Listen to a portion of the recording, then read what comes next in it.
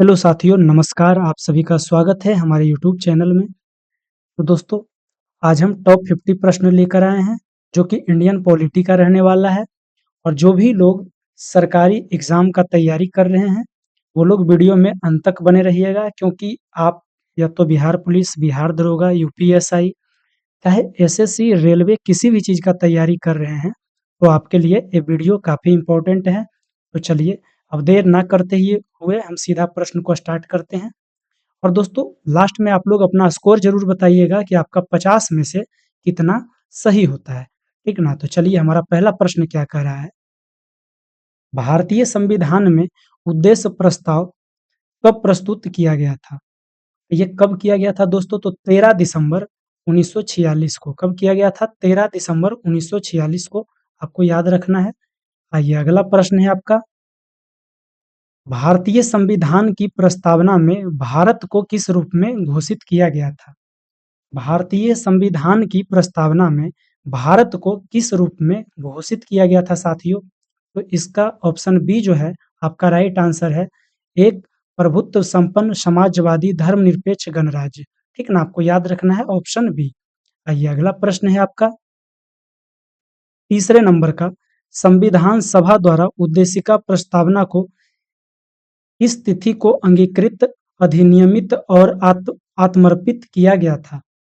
संविधान सभा द्वारा जो प्रस्तावना है इसको किस तारीख को, मतलब किस तारीख को ये छपा था और इसको आत्मार्पित किया गया था?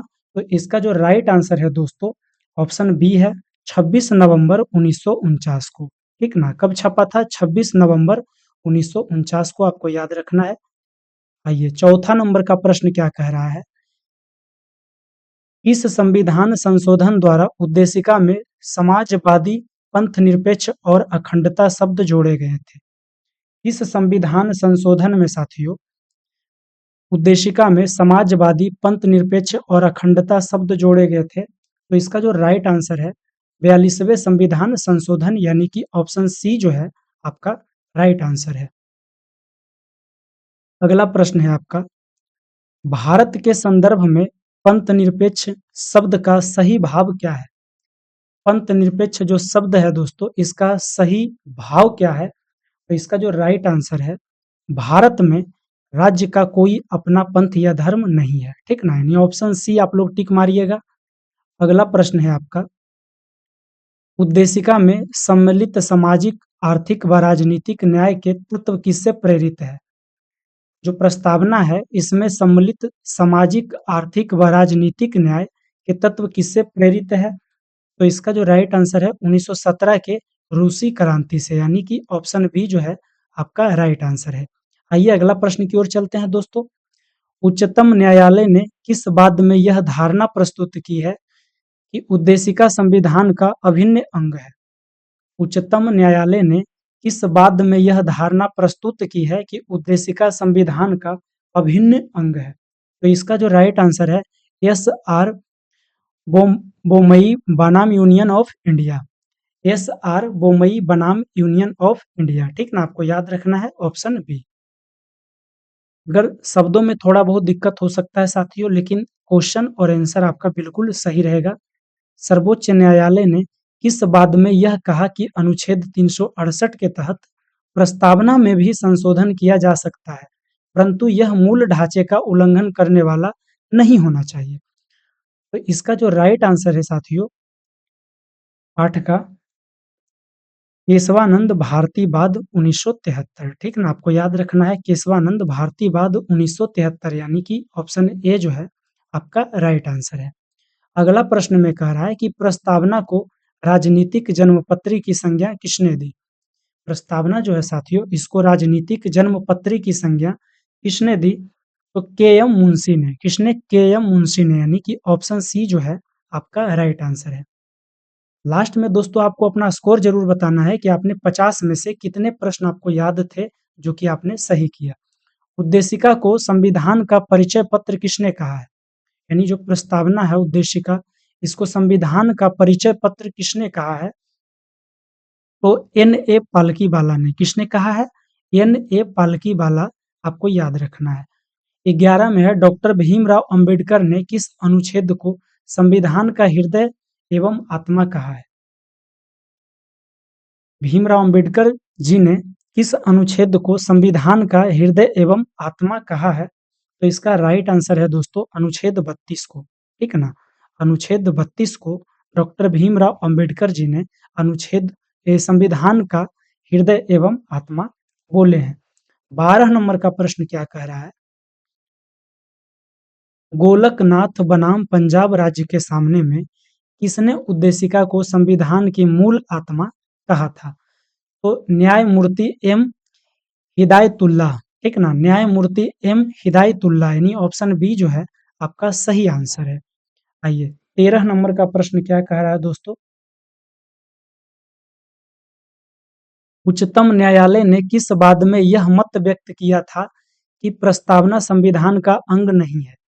तो इसका राइट आंसर हो जाएगा पेरू बारी बनाम संघ मामला 1960, ठीक ना? ऑप्शन बी आपका राइट आंसर है।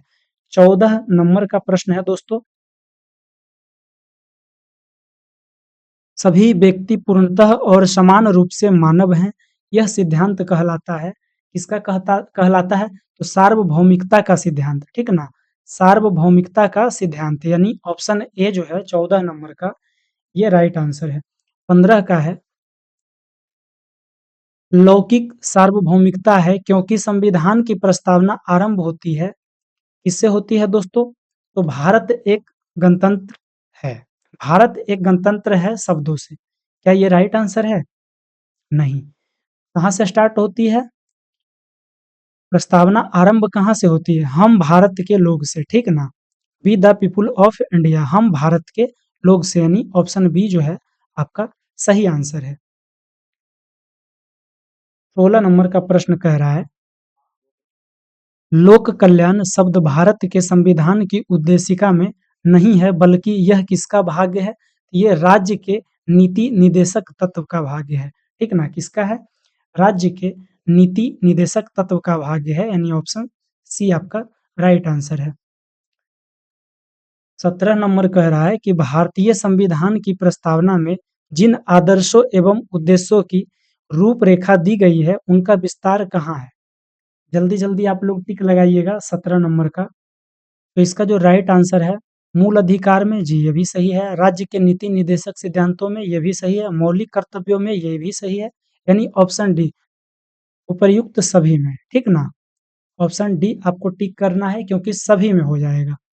अगला प्रश्न है किसी राज्य का सबसे महत्वपूर्ण तत्व क्या माना जाता है? किसी भी राज्य का सबसे महत्वपूर्ण तत्व क्या माना जाता है? ध्वज, राजधानी, संप्रभुता, शासन प्रमुख। तो आप लोग जल्दी जल्दी बताइएगा क्या माना जाता है? तो संप्रभुता, ठीक ना? ऑप्शन सी आपका राइट आंसर है। आइए दोस्तों 19 नंबर का प्रश्न क्या कह रहा है? सर अर्नस्ट वारकर ने प्रस्तावना को क्या कहा था? सर अर्नस्ट वारकर ने प्रस्तावना को क्या कहा था? ये संविधान की कुंजी बोले थे। क्या? संविधान की कुंजी या परिचय पत्र, ठीक ना? ये कौन बोले थे? तो सर अर्नस्ट वारकर ने। अगला प्रश्न की ओर चलिए। अगला प्रश्न है हमारा 20 नंबर का। ये क्या कह रहा है? संविधान सभा के सदस्य सर अल्लादी कृष्णा स्वामी अय्यर के अनुसार संविधान की प्रस्तावना हमारे यहाँ पे खाली स्थान है। इसमें क्या होगा दोस्तों? अधिकारों का रक्षक नहीं, दीर्घकालीन सपनों का विचार, ये हो जाएगा ऑप्शन बी। संविधान सभा के सदस्य सर अल्लादी कृष्णा स्वामी अय्यर के अनुसार संविधान की प्रस्तावना हमारे दीर्घकालिक सपनों का विचार है, ठीक ना? ऑप्शन बी जो है आपका सही आंसर है। आइए 21 नंबर के प्रश्न में चलते हैं। संविधान के प्रथम अनुच्छेद के अनुसार भारत क्या होगा? संविधान के प्रथम अनुच्छेद के अनुसार भारत क्या होगा? तो यूनियन ऑफ स्टेट यानी राज्यों का संघ। ऑप्शन सी जो है आपका सही आंसर है। जिनका भी ऑप्शन सी है बिल्कुल राइट है। 22 नंबर का प्रश्न क्या कह रहा है? और डेली 8 बजे हमारा आएगा, ठीक ना भाई? भारतीय संघ के अंतर्गत किसी नए राज्य को सम्मिलित करने का अधिकार किसे प्राप्त है? भारतीय संघ के अंतर्गत किसी नए राज्य को सम्मिलित करने का अधिकार किसे प्राप्त है? यह है संसद को। किसे है? संसद को। ऑप्शन सी जो है आपका राइट आंसर है। आइए अगला प्रश्न है भारत में वर्तमान में कुल कितने राज्य एवं केंद्र शासित प्रदेश हैं? 23 नंबर का प्रश्न है दोस्तों कि भारत में वर्तमान में कुल कितने राज्य एवं केंद्र शासित प्रदेश हैं? तो इसका राइट आंसर हो जाएगा ऑप्शन बी 28 राज्य एवं 8 केंद्र शासित प्रदेश। 28 राज्य एवं 8 केंद्र शासित प्रदेश। आइए अगला 24 नंबर पे है भाषा भाषा आधार पर भारत में सर्वप्रथम किस राज्य का गठन किया गया था? भाषाई आधार पे यानी लैंग्वेज बेसिक पे भारत में पहला राज्य का गठन किसको किया गया था, यानी कौन सा राज्य था जिसका गठन किया गया था? ए है तमिलनाडु, बी है आंध्र प्रदेश, सी है गुजरात, डी है महाराष्ट्र। तो इसका जो राइट आंसर हो जाएगा आंध्र प्रदेश हो जाएगा। पहला राज्य आंध्र प्रदेश हो जाएगा, ठीक ना।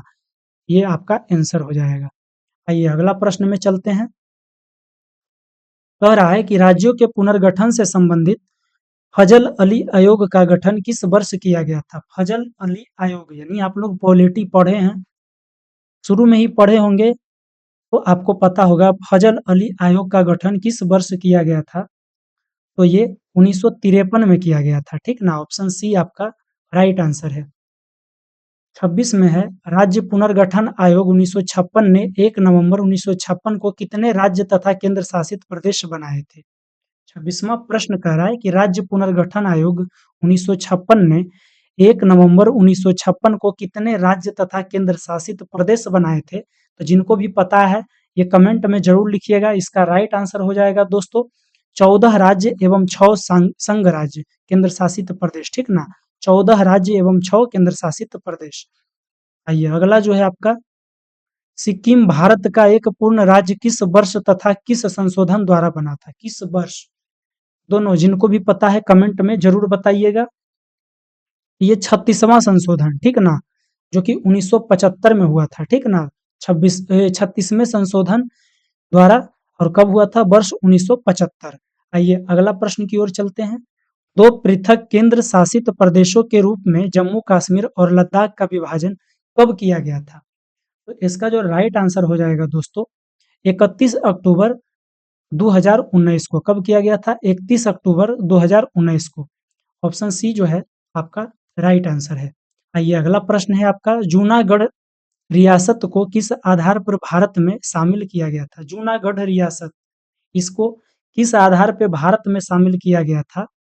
तो इसका राइट आंसर हो जाएगा जनमत संग्रह, ठीक ना। जनमत संग्रह के आधार पर, यानी ऑप्शन बी जो है आपका सही आंसर है। हैदराबाद रियासत को भारत में किस प्रकार शामिल किया गया था? हैदराबाद रियासत को किस प्रकार शामिल किया गया था भारत में? तो इसका राइट आंसर हो जाएगा ऑप्शन बी सैन्य कार्रवाई, ठीक ना।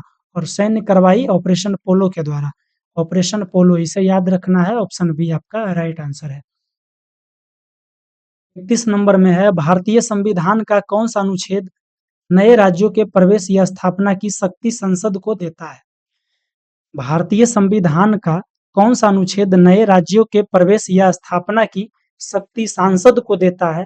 तो इसका राइट आंसर हो जाएगा दोस्तों अनुच्छेद 2, ठीक ना। अनुच्छेद 2 आपको याद रखना है। अगला है नए राज्यों की स्थापना तथा वर्तमान राज्यों के क्षेत्रफल सीमा या नामों में परिवर्तन किस अनुच्छेद के तहत किया जाता है? नए राज्यों की स्थापना, वर्तमान राज्यों के क्षेत्रफल, सीमा या नामों के परिवर्तन किस अनुच्छेद के तहत किया जाता है? यानी किसी राज्य के नाम में परिवर्तन करना हो, उसके क्षेत्र में परिवर्तन करना हो, तो यह किस अनुच्छेद के तहत किया जाता है? तो इसका राइट आंसर हो जाएगा अनुच्छेद 3। अगला है केंद्र शासित प्रदेशों के लिए लोकसभा में अधिकतम कितने सीट आरक्षित होते हैं? केंद्र शासित प्रदेशों के लिए लोकसभा में कितने सीटें आरक्षित होती है? तो इसका हो जाएगा बी, ठीक ना। 20 सीटें आरक्षित होती है। भारत में केंद्र शासित प्रदेशों का प्रशासन किसके द्वारा किया जाता है? जो केंद्र शासित प्रदेश हैं दोस्तों अभी 8 हैं, तो ये यहाँ पे जो प्रशासन किसके द्वारा चलाया जाता है? तो ये जो चलाया जाता है दोस्तों, ये राष्ट्रपति के द्वारा किया जाता है, ठीक ना। यहाँ पे राष्ट्रपति शासन होता है।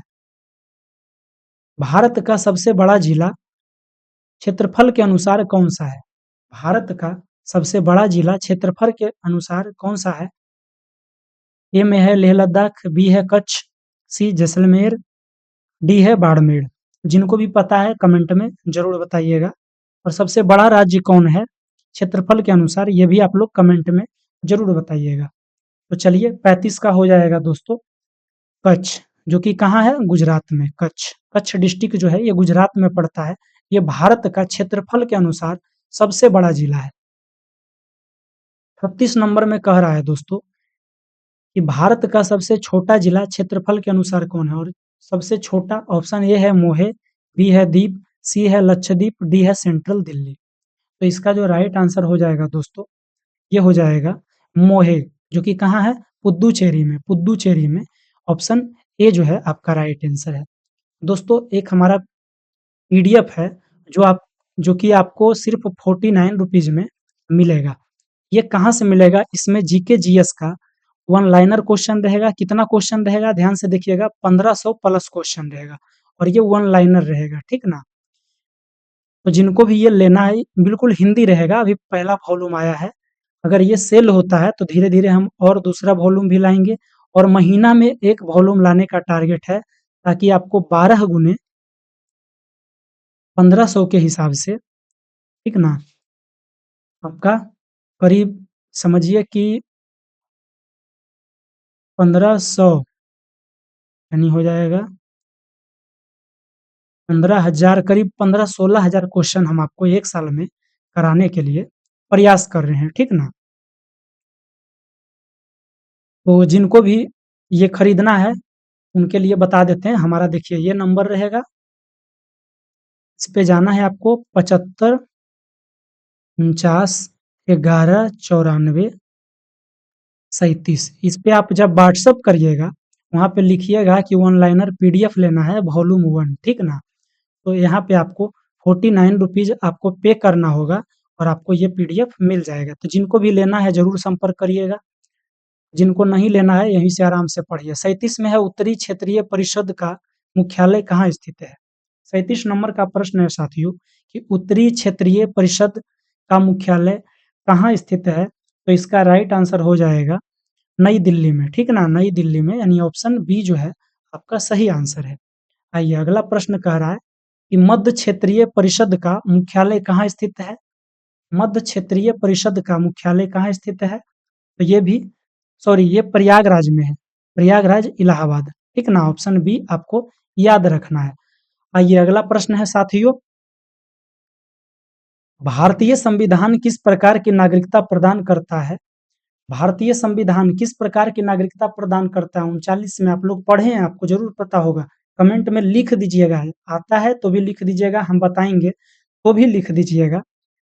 कौन सा नागरिकता है, तो एकल नागरिकता, ठीक ना, एकल, सिंगल सिटीजनशिप। अगला प्रश्न है आपका, भारत में एकल नागरिकता का प्रावधान किस देश के संविधान से लिया गया है। एकल नागरिकता का प्रावधान जो है ये भारत के संविधान में किस देश के संविधान से लिया गया है। तो इसका जो राइट आंसर है दोस्तों, ये ब्रिटेन से लिया गया है, ठीक ना। और ब्रिटेन का जो संविधान है ये अलिखित है, अलिखित संविधान, ठीक ना, अलिखित संविधान, और सबसे पुराना है, सबसे पुराना, याद रखिएगा। 41 में कह रहा है कि भारतीय नागरिकता प्राप्त करने हेतु संविधान में कितने प्रकार बताए गए हैं। आपको अगर भारत का नागरिकता प्राप्त करना है तो ये संविधान में कितने प्रकार के बताए गए हैं, तो ये 5 प्रकार के बताए गए हैं, ठीक ना, याद रखना है। ऑप्शन सी आपका राइट आंसर है। अगला है 42 में, भारतीय संविधान के किस भाग और किन अनुच्छेदों में नागरिकता संबंधी प्रावधान दिए गए हैं। भारतीय संविधान के किस भाग और किस अनुच्छेद में नागरिकता संबंधी प्रावधान दिए गए हैं, तो इसका राइट आंसर हो जाएगा बी, भाग 2 अनुच्छेद 5 से 11, ठीक ना, ऑप्शन बी आपको याद रखना है। 43 में कह रहा है कि संसद द्वारा कानून बनाकर नागरिकता के अधिकार का नियम किस अनुच्छेद के तहत किया जाता है। तो इसका राइट आंसर हो जाएगा दोस्तों अनुच्छेद 11, अनुच्छेद 11, यानी ऑप्शन डी जो है आपको याद रखना है।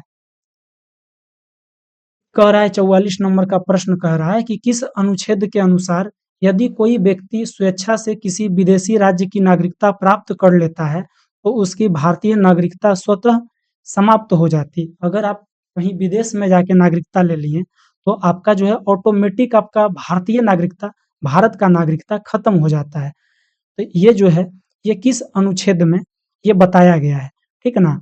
तो इसका जो राइट आंसर हो जाएगा दोस्तों, अनुच्छेद 9 में कहा गया है, ठीक ना? ऑप्शन बी जो है आपका सही आंसर है, अनुच्छेद 9। लक्ष्मी मल्ल सिंघवी समिति का संबंध किससे है?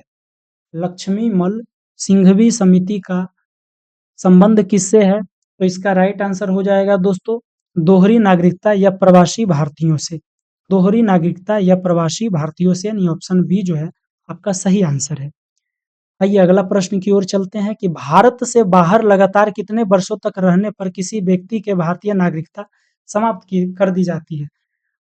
कह रहा है कि अगर आप भारत से कितने वर्षों तक बाहर रहते हैं, दूसरे देश में रहते हैं, तो आपका भारतीय नागरिकता खत्म कर दी जाती है। कितने दिन तक रहते हैं बाहर? तो दोस्तों 7 वर्षों तक, ठीक ना? 7 वर्षों तक, कितना? 7 वर्ष।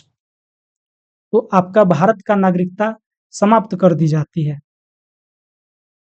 प्रवासी भारतीय दिवस कितने समय अंतराल पर तथा किस तिथि को मनाया जाता है? प्रवासी भारतीय दिवस किस तिथि को मनाया जाता है? तो इसका राइट आंसर है दोस्तों, ये हर एक 2 वर्षों पर मनाया जाता है। और कब? तो 9 जनवरी को।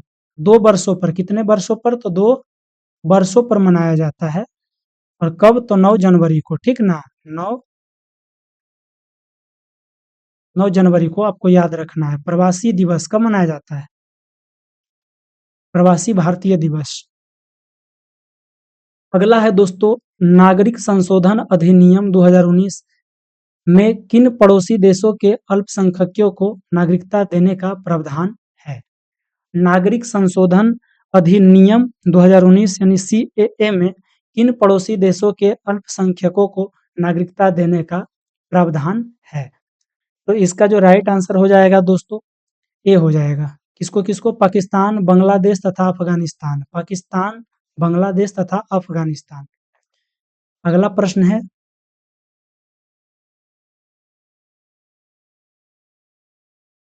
भारतीय मूल के व्यक्ति का कार्ड धारक भारत में क्या नहीं खरीद सकता है? 49 में कह रहा है